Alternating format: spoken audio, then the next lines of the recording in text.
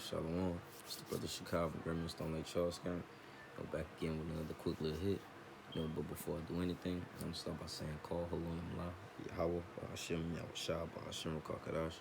It's all praise to the Father, in the name of His only begotten Son, in the name of the Holy Spirit. Just give the honors to the elders of Israel, which are the elders and apostles of Great Millstone, and Wa Shalom, Wa Blah Baki Yasharala. Just peace and love to the elect of Israel. What I'm going to be speaking on is how you need to be circumspect and you need to be taking advantage of the time right now. You know, cause hey, the times that are that's to come, man. Hey, they're approaching real soon, man. You know, it's going to be here sooner than you think, and it's going to catch a lot of people off guard. You know, so what are you doing to prepare for that? I mean, what are you doing to like be ready, man? You know, we don't know when it's gonna come, but we know that it's coming, man. You know, so shit. Hey, you should be staying occupied in prophecy. You know, and shit doing the works and pleasing the one that sent us, man. You know, keeping these law, statutes, and commandments. You know, to the best of our abilities. You know, but we'll just grab a few scriptures, man.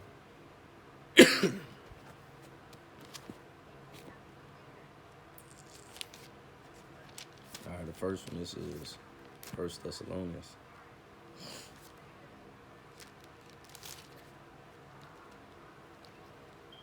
First Thessalonians chapter 5. I'm gonna go to hold up just a second, fellas.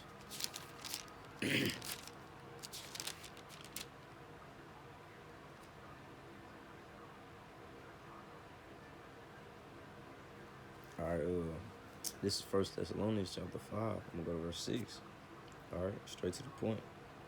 It says, therefore, let us not sleep, and as do others, man, but let us watch and be sober, man. All right, so it's saying that we're the only ones that are awake, man. You know, we're the only ones that are on our watch. You know, we're not settled on our lease, man. You know, we're being occupied in prophecy. You know, we're going out on the highways and byways. You know, we're prophesying the downfall of America, also known as Babylon. You know, we're pushing all these things to the forefront, man. You know, we out there risking our lives, man. You know, but hey, it says,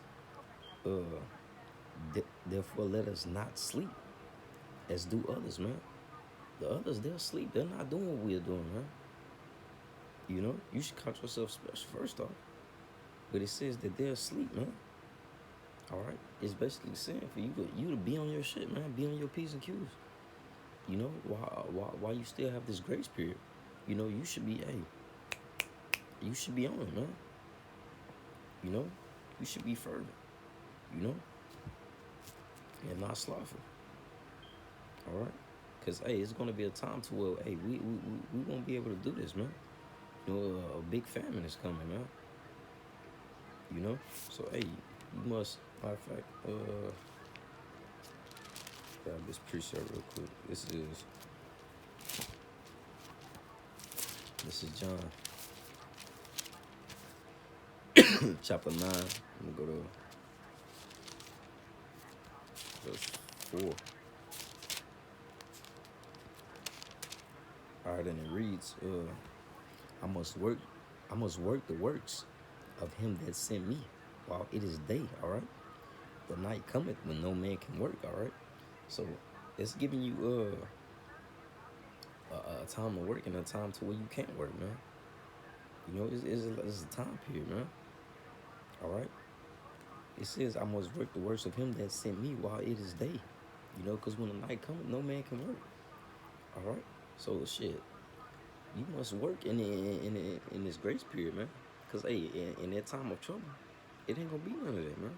You know, you had your time to build your faith up, to build all those characteristics and things of that nature. You had that your time to do all that, man. But did you take advantage of it? Oh, all right. Now the night cometh and you can't work. You know, you're not now you're calling on the Lord, man. Hey, and he's not hearing any of that, man. You know? Like the scripture in Proverbs, the first chapter, man. I'm gonna pull it real quick because I don't want to butcher it. But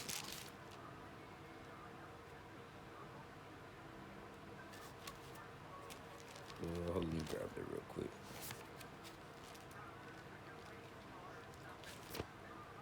I didn't want to call on the Lord, man, but hey, you had your time to call upon Him and do these works, man. All right, this is Proverbs chapter 1. I'm gonna start it.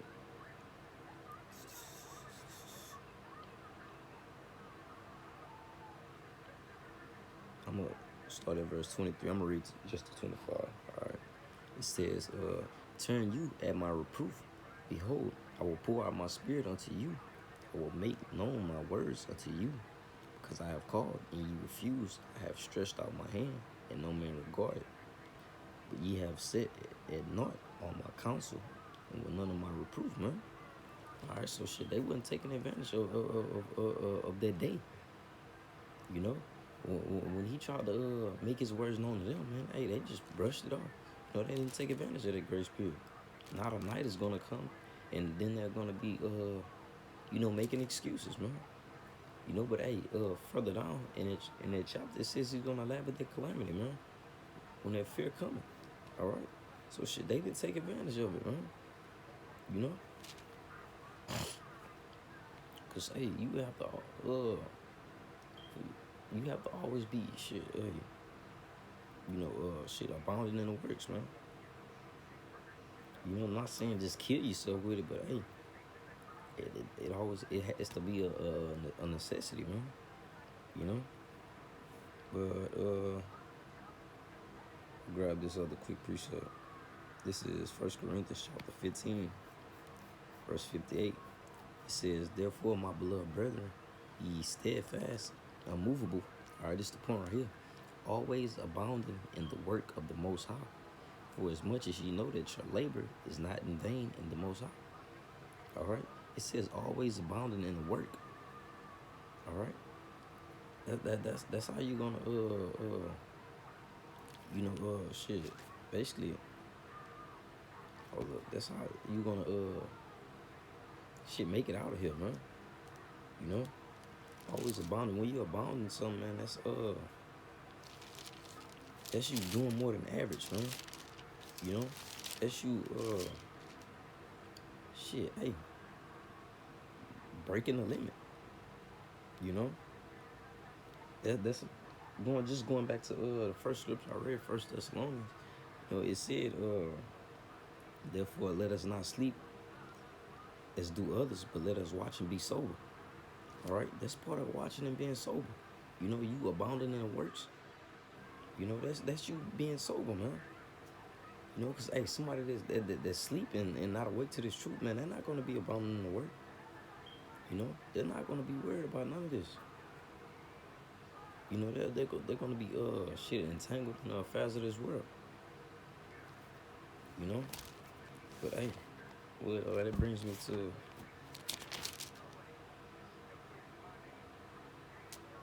Micah 2:10. This is what needs to happen, man. All right, "Arise ye and depart, for this is not your rest." All right, because it is polluted, it shall destroy you, even with the sword of destruction, man. That's what's gonna happen to those guys, man. You know, because they're so engulfed in what the world has to offer them, man. You know, hey, it says even with the sword of destruction, they're gonna be destroyed, man. You know, they're friends of the world. You know, and shit, hey, be users but not abusers of this world, man. All right, get back on track. This is 1 Corinthians chapter 1. I'm gonna start at verse 6. It says, "Even as the testimony of Hamashiach was confirmed in you." All right, so it was confirmed. All right, it's the point right here. "So that ye come behind and no gift, waiting for the coming of the Most High, Salaki, of the coming of the Lord, Yahushua HaMashiach, all right? Let me go back and get that First Thessalonians, the first scripture. All right. It says, First Thessalonians chapter 5, verse 6, it says, therefore let us not sleep as do others, but let us watch and be sober. All right. I'm going to read this over again. 1 Corinthians chapter 1, verse 6, even as the testimony of Hamashiach was confirmed in you, so that ye come behind in no gift, waiting for the coming of the Lord, Yahushua Mashiach, all right? So, by you while you watching it and being sober and awake to this, all right, you're not going to come behind in no gift. You know, when you receive a gift, man, it's kind of like a surprise, man. You don't know that you're about to receive that. You know, it says so that ye come behind in no gift, waiting for the coming of the Lord. So shit, hey, when he comes, yeah, it won't be a surprise to you, man. You know, cause hey, you've been doing what you were supposed to be doing. You know.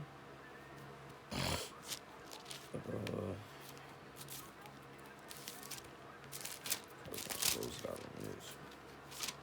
All right, this is First Timothy chapter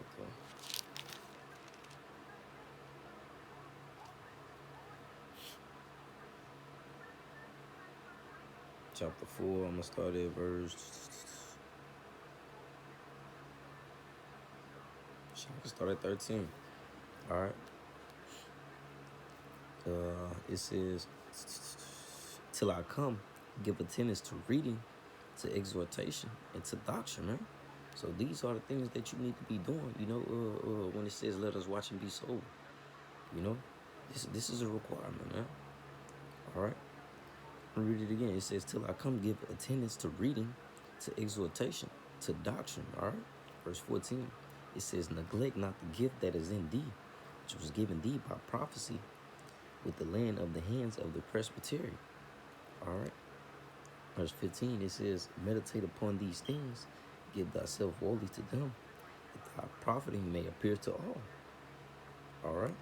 Verse 16, take heed unto thyself and unto the doctrine, continue in them, for in doing this shall both save thyself and them that hear thee, man. All right. So shit, hey, all those things, though, those are requirements of what you need to get saved, man, or what you need to obtain salvation. You know, if you're of that number. You know, it says, neglect not the gift that is in thee, man. You know, don't when you have that gift, man, don't push it away.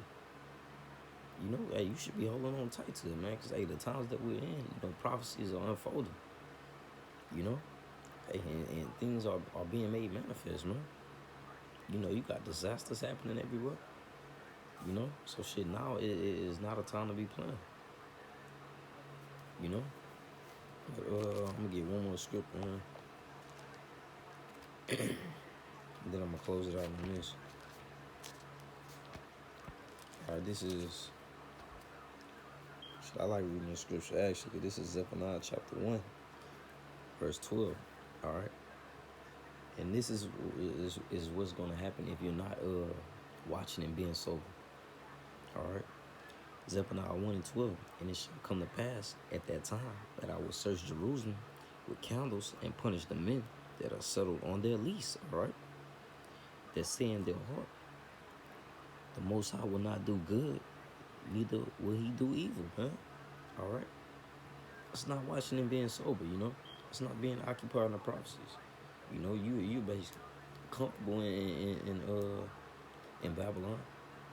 You know, you ain't arising to part. You know, you didn't recognize that this wasn't your risk. All right. It says that they were gonna punish the men that were settled on that lease. When you're settled, you comfortable, man. You know, and matter of fact, that word lease, it goes back to the word shamar, which means to be on your watch, man. So shit, you're supposed to be on your watch, but shit, you sitting there comfortable. You know, you're not on alert. You're not on a swivel.